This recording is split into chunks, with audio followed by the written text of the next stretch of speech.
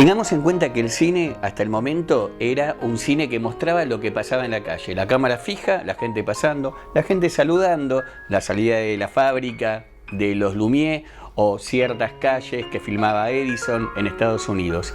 En algún momento de la historia empezó a aburrir, empezó a cansar, ya la gente no quería saber más nada. Méliès era un mago y él había comprado un teatro. Y dentro de ese teatro hacía muchas cosas, pero también hacía proyecciones con los juguetes ópticos, con linternas mágicas, con sobreimpresiones.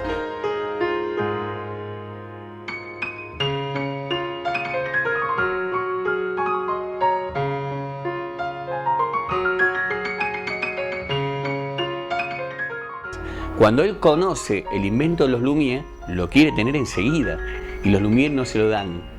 De alguna manera él se hace con una filmadora y después la convierte en proyector. ¿Y qué cosas descubre él? Que puede ser magia con el cine.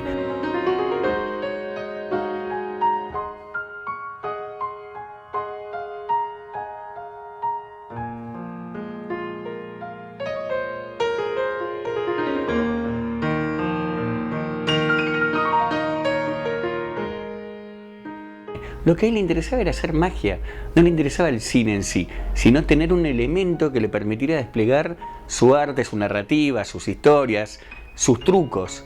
Y los trucos fueron muy casuales, porque él lo descubrió con la detención, y esto lo sabe mucha gente, la detención de la película, que fue un accidente. Entonces pasaba una persona, se detiene la película, la persona se fue, siguen filmando y la persona no estaba más. La persona está, no está. Desaparece. La persona está, es sustituida por un tranvía que va pasando. Y esto es muy casual.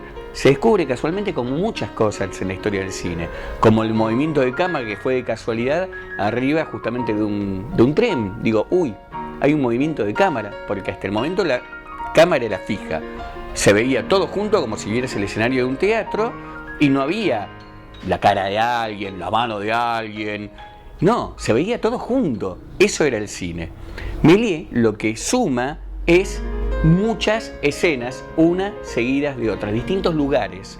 Cuando Méliès ve la proyección de los Lumière en el Café de París, que es la llegada del tren a la estación, y la sensación que daba esa perspectiva, esa posibilidad de que se rompiera la pantalla, de que hubiera realmente tres dimensiones, Méliès se vuelve loco. Y Méliès quiere a toda costa hacer su magia con la película. Y entonces empieza a hacer sus trucos, empieza a hacer cosas increíbles. Piensen, no había computadora, no se había inventado la computación.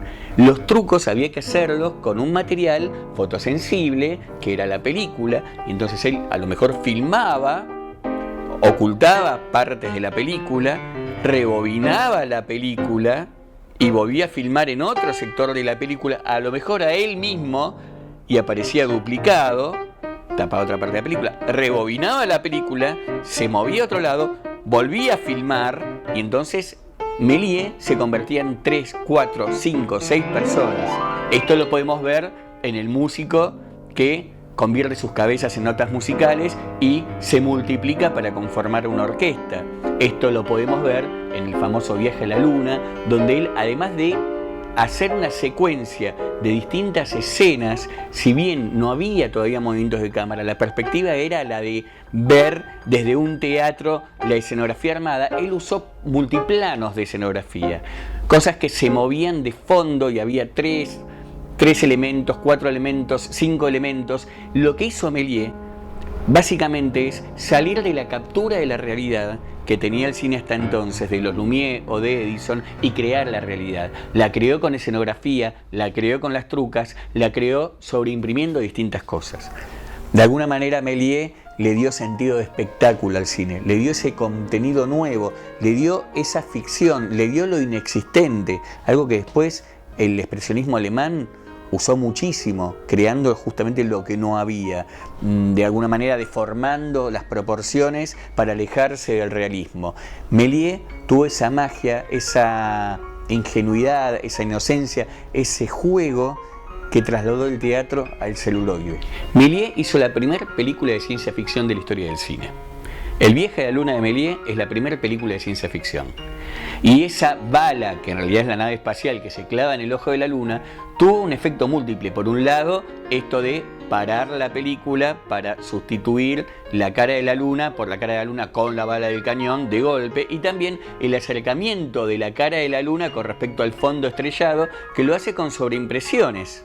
Todas las películas tenían la mirada de un plano general de lo que sucedía. Méliès también mantenía el plano general, pero te iba pasando planos generales de distintos espacios, porque hilvanaba una historia, haciendo una sucesión de escenas. Entonces, en el viaje a la luna tenemos primero la presentación del proyecto, los astrónomos que se sorprenden con la propuesta de ir a la luna, algunos lo aplauden, otros le dicen de todo, él se enoja, les tira papeles, y enseguida vamos a la fábrica donde se prepara ese cohete que van a lanzar.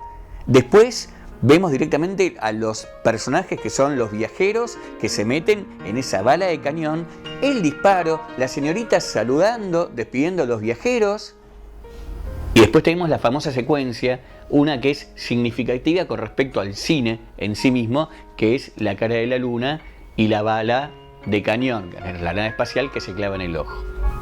En el viaje a la luna tenemos de todo. Cuando los viajeros llegan a la superficie de la luna, la escenografía se mueve, se van las montañas, suben otros picos, desaparecen las estrellas, aparecen las constelaciones, les hacen una burla a los viajantes, después aparecen los primeros habitantes de la luna, los secuestran. Estamos en el sector del rey de la luna, donde los tiene prisioneros. Empiezan a pelearse, descubren que a paraguasos pueden desintegrar a los habitantes de la luna y se escapan a paraguasos. Ese fue un viaje fantástico, donde Méliès hizo de todo, escenografías múltiples, trucos ante cámaras, sobreimpresiones, y además sobreimpresiones múltiples donde había hasta animación. Cuando la nave cae en el agua, si nos ponemos a prestar atención, vamos a ver cosas dibujadas, cosas superpuestas, cosas recortadas, cosas filmadas separadamente.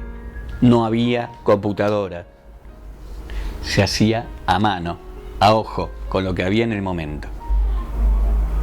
Algo muy similar hizo Méliès con Viaje a través de lo imposible, que tiene una estructura muy similar, una estructura secuencial que tiene que ver con el proyecto que se plantea, con la fábrica para armar las cosas necesarias para el viaje, con el viaje en sí mismo y con el regreso.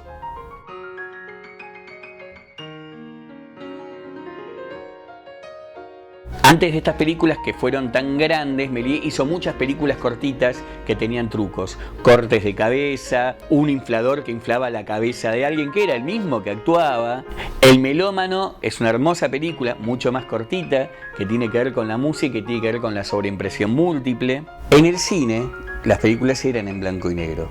Pero para la exhibición se empezó a acostumbrar colorearlas a mano con tintas especiales, fotograma a fotograma. Después fue también una moda que las partes que sucedían dentro de una casa, dentro de un lugar, se coloreaban de marrón, de sepia, como para dar la sensación de una luz cálida, y las escenas que transcurrían afuera se solían pintar de azul, para dar la sensación de un color un poquito más azulado. Eso lo pueden ver, por ejemplo, en las versiones que están circulando de La Quimera del Oro de Chaplin, que está coloreada de esa manera. En Viaje a través de lo imposible, que es una de las dos grandes películas épicas de Méliès con El viaje a la luna, hay un coloreado de este tipo. Parte por parte, tenemos color para un vestido, tenemos color para la ropa, tenemos color para el globo terráqueo, tenemos color para cada una de las maquinarias, y es increíble porque la única forma de colorear que había era justamente pintando a mano con una lupa, fotograma a fotograma. Uno dice cine mudo, pero hay que ver si era cine mudo, porque en muchos casos se componía la música específicamente para la película y había un criterio sonoro de alguna manera, siempre estaba. Incluso el silencio lo es por momentos, un elemento sonoro muy especial. Muchas películas que vemos aceleradas, como que todos caminan rapidito y nos causa mucha gracia, es porque en realidad las filmadoras iban a manivela y uno tenía una velocidad que era más baja, más lenta.